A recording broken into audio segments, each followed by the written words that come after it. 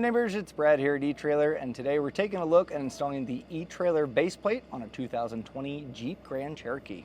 There's 5 main components required for flat towing any vehicle, and starting on the vehicle side we have our base plate, and that's going to attach to the frame of the vehicle, creating a structural mounting point for not only your tow bar but all of your other components.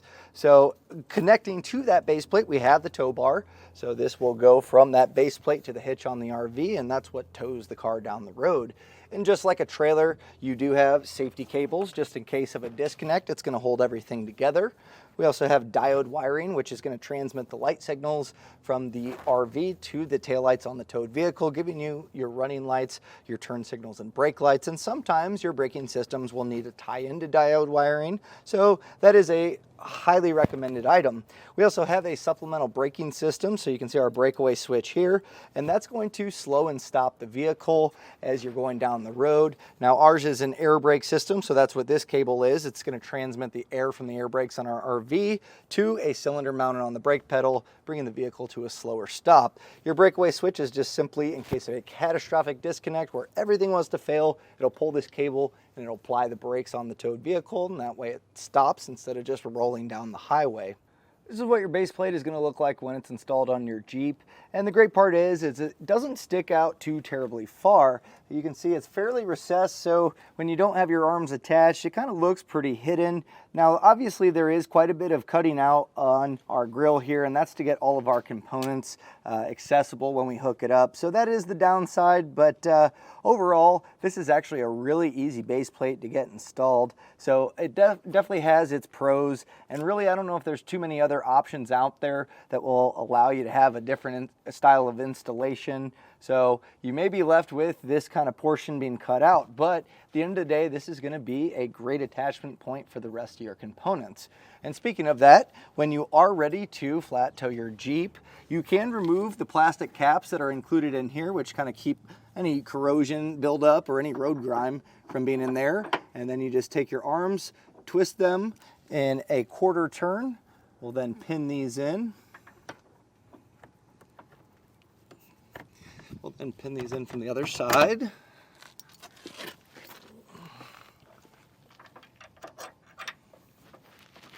And we'll snap that. We'll get our other one in place.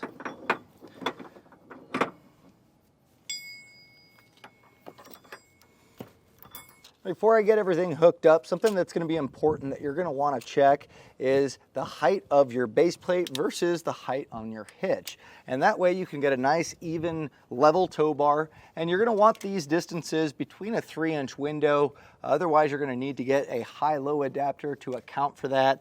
Something that you can also do is we have a Demco Dominator, which has a built-in riser drop. The eTrailer SD also offers that, and that might be enough to put you right in that range without a high-low adapter. So on our base plate here, right where our tabs are going to be 18 inches. So measure from the center of the hitch pin on the hitch on your RV, compare that, and then you can determine that riser drop necessary for a high-low adapter. Our base plate gives us all the attachment points, at least for our tow bar to attach, and also there is a bracket included which will get some of your other components mounted up. And so to get this hooked up, pretty easy here. We'll just take our pins out. And we are using, as I mentioned, a Demco tow bar, but not to worry, you can really use any brand. Just make sure that you get the adapters necessary to work with this base plate. You'll be able to find those here at etrailer.com. And so with our pins in place, we'll get our safety chain loops, which it is kind of tight here on the grill. I tried to leave as much grill on there as possible so it doesn't take away from the look when you're just not flat towing, but we got that hooked up. We'll get our diode wiring also plugged in.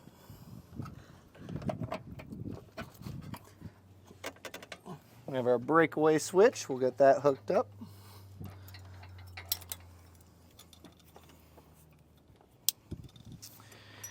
We'll get our other side also hooked up.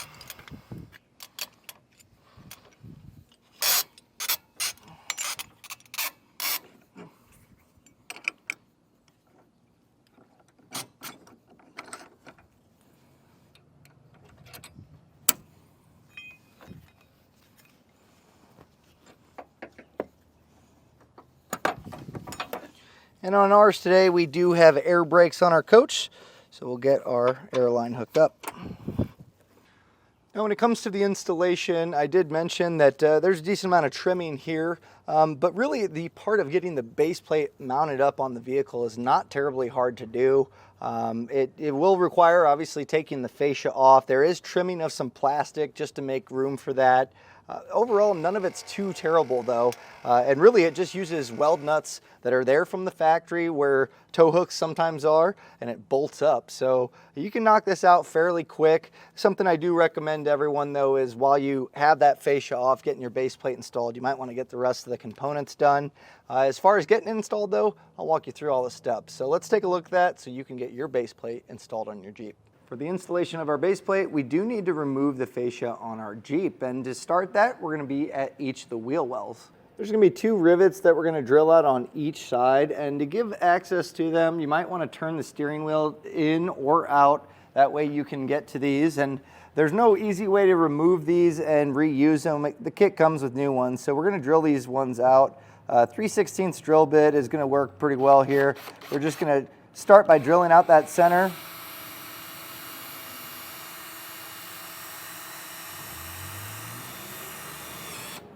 And generally, once you get the center drilled out, the top portion will pop off. If not, just kind of keep drilling at it, or you can use a trim panel tool to pry that out.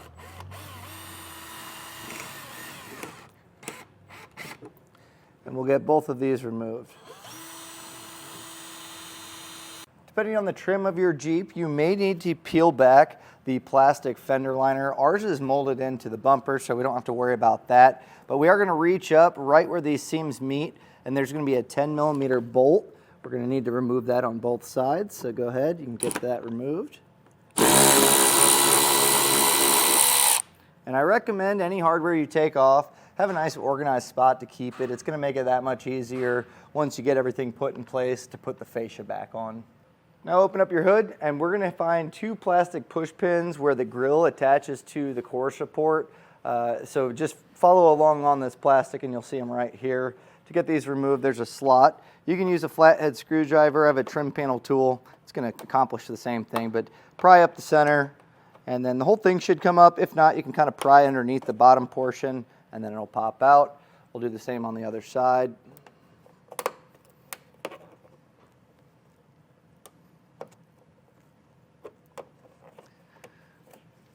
And the grill may have some plastic tabs that just kind of snap it into place. Just kind of pull this up a little bit, and that way we can start to get our fascia separated.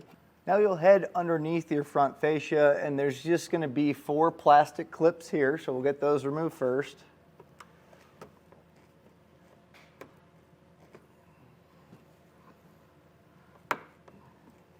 And these might fight you a little more just from being close to the road. They kind of get built up with dirt and debris, so if you need to, spraying a little bit of soapy water on here helps loosen them up, but we should be able to get these out. Now while under here, there's also going to be 2 quarter-turn plastic knobs that are on each side. So you'll just see there's a plastic bracket holding on to the underbody fender liner here. So this is just a quick turn. We'll have one on the other side as well. Now we're going to get ready to get our fascia popped off. So I recommend having a nice organized spot that's not going to damage your fascia. And you might want to grab an extra set of hands here because it can get a little bit cumbersome. A lot of times we'll have to unplug fog lamps and other connections while supporting that. So to have that extra set of hands there really makes a big difference. And something we're going to do just for a little added protection, take some painter's tape and we're just going to tape up the seam between the fascia and the front fender. So just kind of run this along here.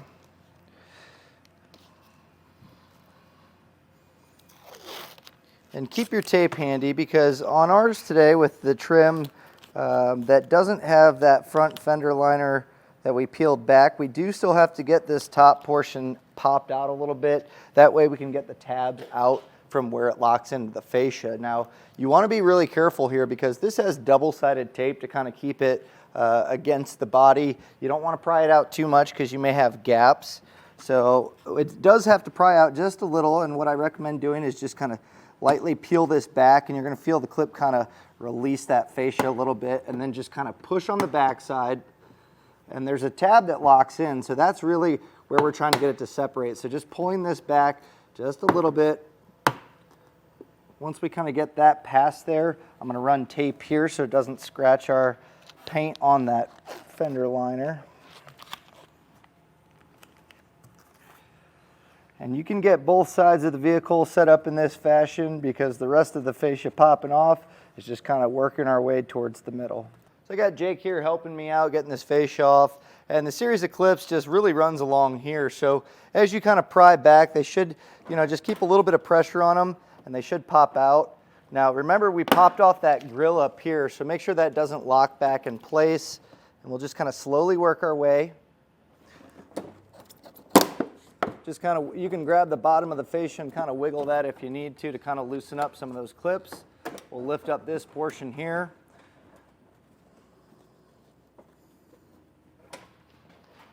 And don't pull back too far because that's where we're going to start to see those electrical connections. If you have windshield washer squirters, these are going to kind of extend out, so make sure you're not damaging them. We'll just pull back on the tabs and that'll unclip it.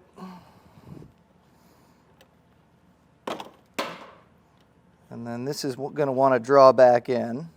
When you separate that squirter, it is going to have that cap kind of pop out, so just make sure you get hands on both of those. You'll have those squirters on both sides. And then we just have our fog lamps here, so we're going to want to separate our clips. And it looks like this just snaps on, so if you kind of pry on the top here, a small flathead might be beneficial, but we should be able to get this to pop out here. There we go. Actually, so you can just pry on those side tabs there. That'll pop that out. On our passenger side, we have this large harness. We'll get that separated by pulling back on the red tab, which locks it in place. And you should be able to just push on the center portion and separate it. If it is, sometimes it'll get built up with dirt. It can kind of get tricky. You can use a small flathead to just pry that clip up. And then from here, we can set our fascia aside somewhere safe. We need to remove our air deflector, and this is just the same quarter turn plastic knobs like we had before. So just get all three of those.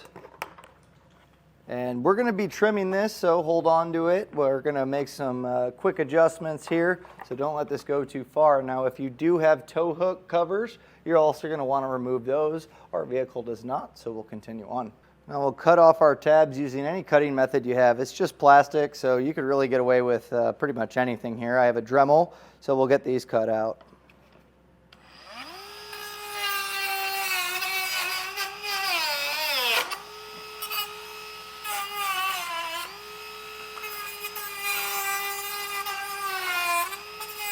On the passenger side, we also have part of an air deflector that's close to our radiator. So I just made a tab where it starts to shorten out here. Since we're close to the radiator, I'm just going to use a pair of tin snips to kind of cut through this.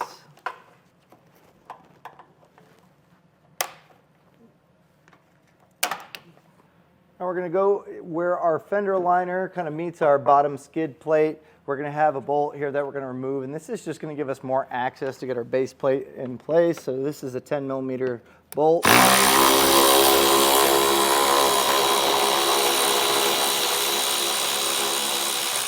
And we'll just go ahead and do the same thing on the other side, just to give us a little bit more room.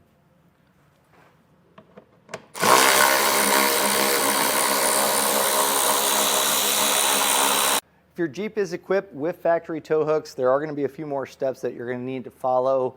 It's all going to be laid out in the instruction manual.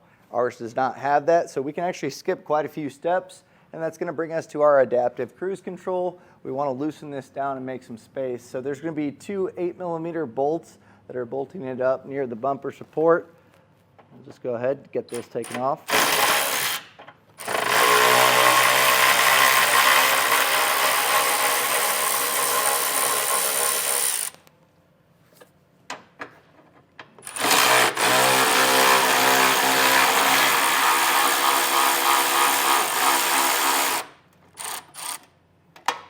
And we'll just let this hang for now. We're going to get ready to put our base plate up and mount it up. So we'll get our hardware ready. We have 4 bolts that look like this. We'll put a split washer and a flat washer. We also have thread lock included, so you're going to want to coat these threads on all 4. This is another step we're having an extra set of hands help. John's here to help me. We're gonna slide this in. Take your adaptive cruise control and just make sure that's in the front of the base plate. And then we'll slide these tabs in and just kind of get it aligned with the holes. And there's gonna be welded in thread nuts that are gonna be there. We're just gonna get one of the bolts started on each side to kind of support this. Just a few threads will be enough. With all those started, we're going to take an 11/16 socket and get these snugged down.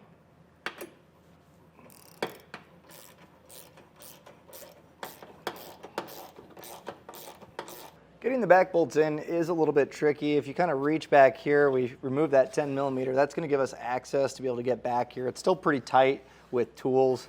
And as far as getting the base plate up, I was struggling to get these to really start threading. So I ended up taking it down and just kind of grounding out some of the holes with a burr bit, just to kind of widen them up. That way we can get a straight shot and we don't damage the hardware.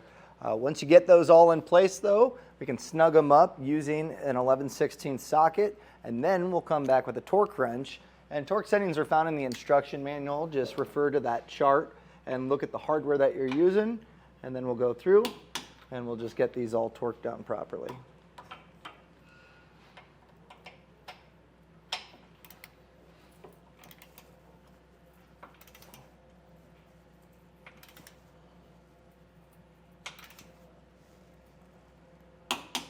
With all of that torqued down, we can go ahead and we can get our adaptive cruise control back in place.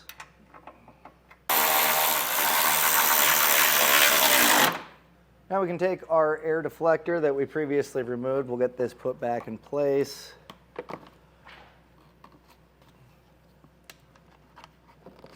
We can also go ahead and get our 10mm bolts put back in place on our fender liner there.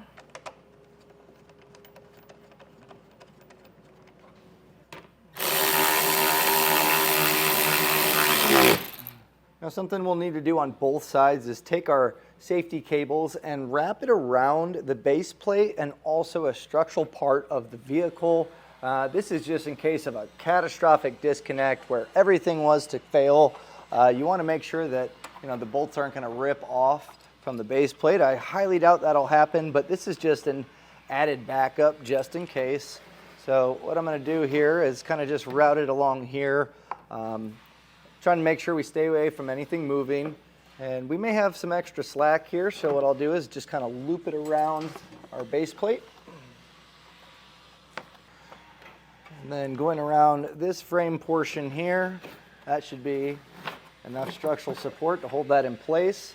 And then we'll just take our quick link and attach the two of them.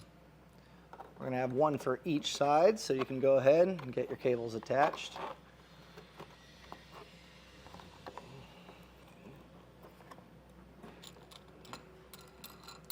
And then if you have any extra slack, that this might be hanging down, you can go ahead and zip tie this all up. Again, it's just for, that cheap insurance kind of to hold this in place. So just kind of get this nice and tidy.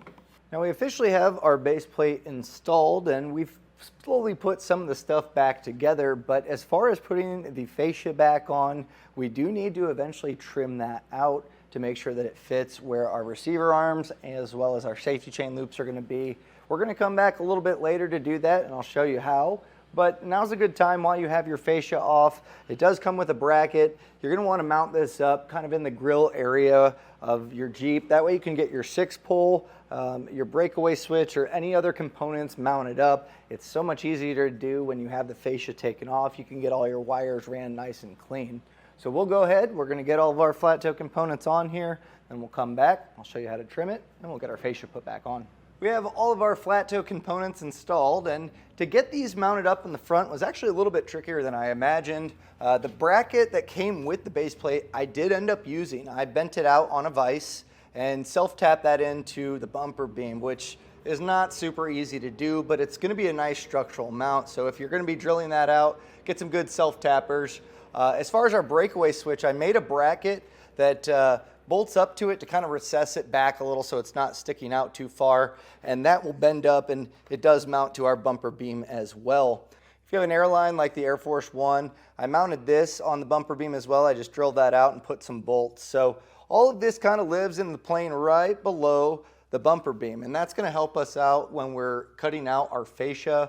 And in the instruction manual, they have it set up for one that has fog light openings or tow hook openings. We don't have that here, so if your bumper does look like the one on ours today, we're going to be trimming it out that way, but it's going to be the same concept between all the different bumpers. We pretty much just mock this up, trim out what's necessary to get it to fit, and then as we're holding it up, we can really get a good plan of where else to cut out on our grill. So with that being said, we'll hop on our bumper and I'll show you what we're doing. Now we can always trim out a little bit more, but I started with this section. I'm going to be cutting this out. Now be careful because your honeycomb grill's right here. You don't want to go too far in while cutting, but this is going to open it up for where we have our components mounted up here. On this side, I may have to cut out a little bit for our air fitting, but really we're just notching this out because our base plate openings are going to pop through here. So I'll go ahead, get ours trimmed out.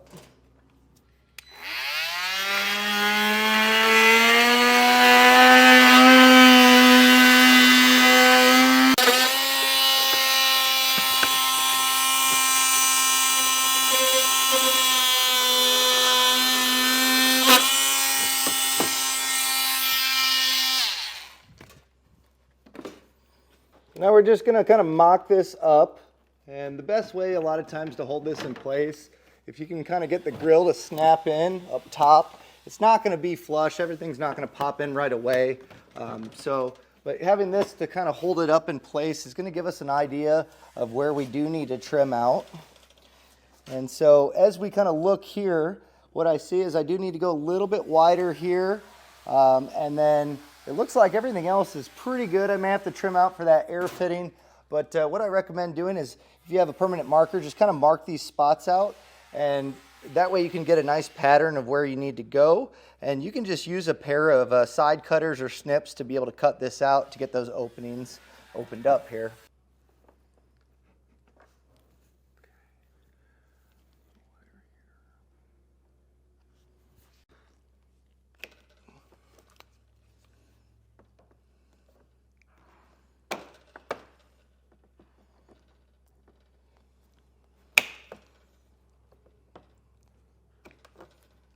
Now as you cut, you should find those clearances where this will start to draw in, and you may need to adjust it a little bit as far as trimming out a little bit more. So something that you might consider is, opening up your diode wiring, your 6-pole here. Make sure that you can access that easily. Same with your air fitting. If you have air brakes, make sure you can get that hose attached. Now at this point, we are ready to get our fascia put back in the reverse order that we took it all off. You want to make sure that you're getting all your electrical connections put back in place, as well as your headlight squirters here. And when it comes to those rivets that we drilled out, I'll show you how to get those in place. So go ahead, you can get everything put back in, bolted together, and then trim as necessary up front. The rivets that come in the kit will need to be pressed in place. So where we drilled out those holes, this is going to slide in, and make sure that this is butted up nice and tight here. And the way that a rivet works, if you're unsure, here's a rivet gun. It essentially pulls this and it'll widen this out as we go. So as I squeeze that, it's almost like a drywall anchor.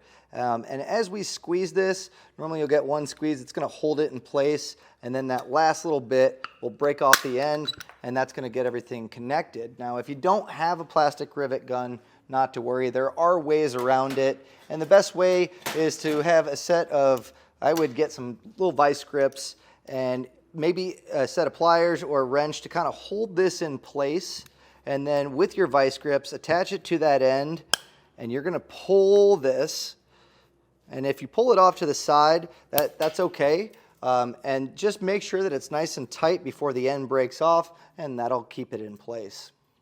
Now if you have a normal rivet gun, it will work. This one's specifically for the plastic. It's just a little bit less pressure. But we'll go ahead, we'll get these put in place, so make sure, sometimes you may have to drill it out just a little bit for it to slide in. Just make sure that this is all the way flush when putting it in.